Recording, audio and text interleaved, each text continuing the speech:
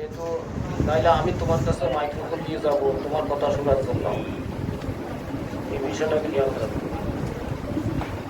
আমি আমি আপ্লুত হয়েছি আমাদের ইসলাম স্যারের বক্তব্য শুনে।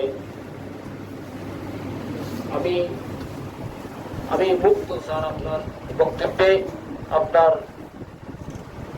আপনার প্রতি আমার শ্রদ্ধা, ভালোবাসা, আন্তরিকতা সব কিছু আছে।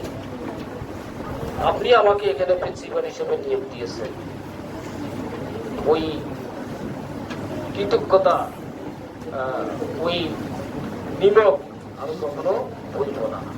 আপনাকে মনে রেখেছি এবং আপনার জন্য দোয়া করি, কখনো রাখি। প্রেক্ষাপট বুঝতেই পারতেছেন, দীর্ঘ 17 বছর আমরা ছিলাম নির্যাতিত, নিপীড়িত, অবহেলিত। কত রাত্র ঘুমিয়েছি নিজের ঘরের বাইরে, তার কোনো হিসাব নাই। এই এতিমখানায় ঘুমিয়েছি, এই মাদ্রাসায় দোতলা নিচের ওই রুমে ঘুমিয়েছি, কত ফালিয়েছি।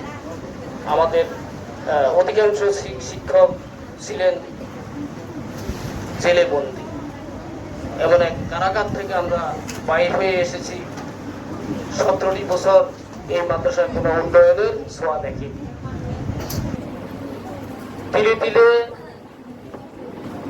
একেবারে বিন্দু থেকে প্রতিষ্ঠিত হয়ে এই মাদ্রাসা কামিল পর্যায়ে উপনীত হওয়ার জন্য এই তাবাজ্জল ভাই আজকে তোমরা যাকে দেখতে পাচ্ছ, সেই মাদ্রাসা বোর্ডের চেয়ারম্যানের সাথে ওই ইনস্পেকশনের সময় মাঠ দিয়ে যে হাঁটেন, আজও আমার সেই দৃশ্য মনে আছে। মাদ্রাসা বোর্ডের চেয়ারম্যানের সাথে সাথে হাঁটতেছেন সেই 2005 সালে 2005 সালে আমরা কামেলের অনুমতি পেয়েছি।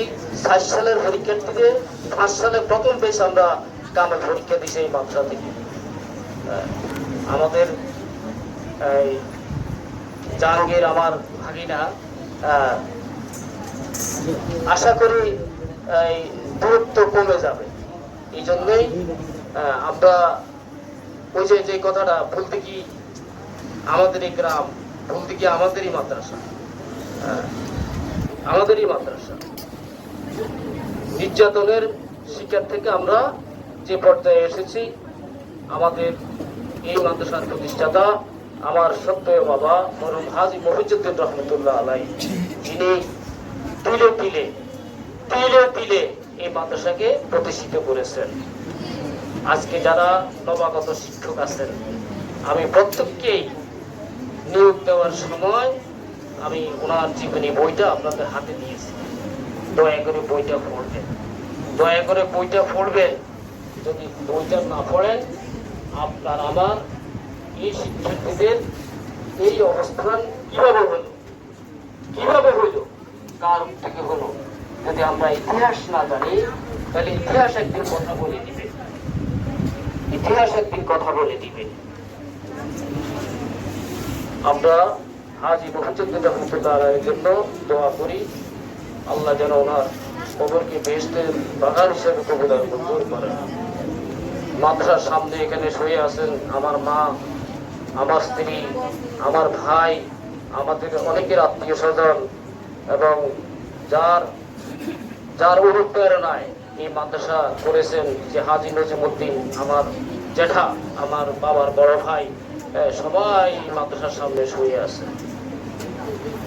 ওই যে স্যারে ওই বৈঠকে ছিলেন মনে হয়, আমাদের ওই যে মাদ্রাসার পিছনে কাছারিতে আমাদের শিক্ষকরা সহকারে এক দল গেছিলেন। বাবাকে জিজ্ঞেস করতেছেন যে আপনি মারা যাবেন, তখন ওনার অসুস্থতা বেশি, আপনি মারা গেলে আপনাকে কোথায় দাফন করা হবে? উনি বলেছিলেন যে আমাকে তোমরা এমন ভাবে দাফন করবা যাতে মাদ্রাসার ছাত্র শিক্ষকরা আমার কবরের উপর দিয়া যাতায়াত করে, আমার পুকুরের উপর দিয়া যাতায়াত করে। স্যার ছিলেন সেই বৈঠকে, এই বৈঠকে ছিলেন আমার কালে। তখন আমি কামেলে পড়ি, দামটি ইসলামিয়া কামিল মাদ্রাসায়, আমি কামেলের ছাত্র। ছাত্রছাত্রীরা শিক্ষকরা যাতে আমার পুকুর উপর দিয়ে যাতায়াত করে, আমাকে সেইভাবে তোমরা দাফন করবে। কেমন ভালোবাসা, কেমন আন্তরিকতা! আমি দূর থেকে দেখতাম ওই যে মাদ্রাসার পুরান বিল্ডিং এর যে সামনের পিলারগুলি আছে, নির্জনে মাদ্রাসা বন্ধের দিন বা বিকালে সন্ধ্যার আগে ভোরে উনি ওই পিলারকে এইভাবে জড়িয়ে ধরে উনি ওই যে ওই যে ওই যে ওই যে ওই যে মা হারানো, বাবা হারানো, ওই যে মা মারা গেছে, বাবা মারা গেছে, সন্তান মারা গেছে, এইভাবে যে মানুষ একটা রোগাদারি করে এইভাবে উনি কাটতেছে, আমি দেখেছি। ঘটনা কি আমি দূর থেকে উপলব্ধি করেছি। অর্থাৎ উনি এই মাদ্রাসার ওই মাদ্রাসাকে ছেড়ে চলে যাবেন, এখান থেকে বিদায় হয়ে যাবেন, এই মাদ্রাসা উনি আর দেখবেন না, উনি ফরফরে চলে যাবেন। এই জন্য উনি ওই মাদ্রাসাকে ধরে উনি কি করতেছেন, কান্নাকাটি করতেছেন, উনি রোগাদারি করতেছেন। এগুলো আমি নিজে চোখে দেখেছি। হ্যাঁ,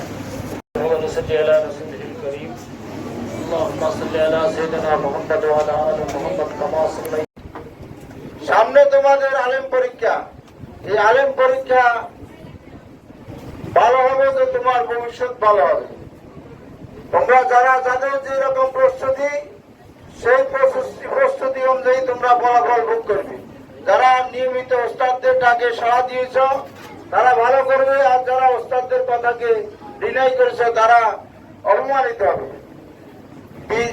দেওয়ার অনুষ্ঠানের এইখানে আমরা তোমাদেরকে বদয়া দিচ্ছি না। সকলের আমরা উপস্থিত যারা থেকেছ এবং যারা থাকো নাই সকলের আমরা ভবিষ্যৎ, উজ্জ্বল ভবিষ্যৎ কামনা করি এবং তোমরা যেন ভালো ফলাফল করে মাদ্রাসা এবং এলাকার গৌরবকে ত্বরান্বিত করতে পারো।